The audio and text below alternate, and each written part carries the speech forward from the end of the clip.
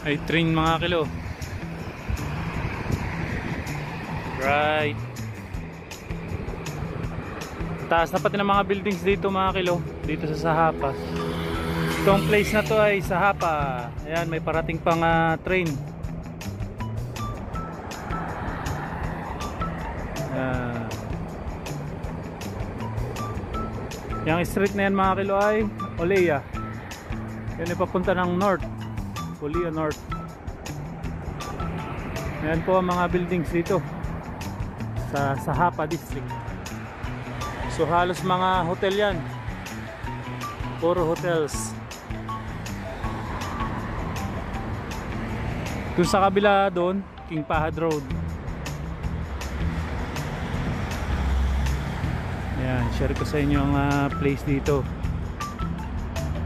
Taas ng buildings. Dati wala yan nung dating ko dito. So bali 12 years na po ako dito sa Riyadh, dito sa Saudi. Right. So si Madam ando sa loob na bili ng mga plants, mga flowers dito mga kilo. Marami nito sa atin ha.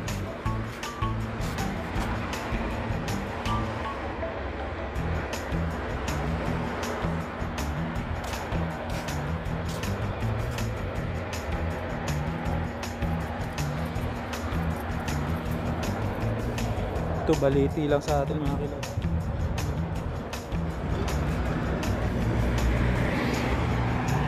Alright, share ko lang sa inyo mga kilo itong place dito. Shoutout ko sa inyo.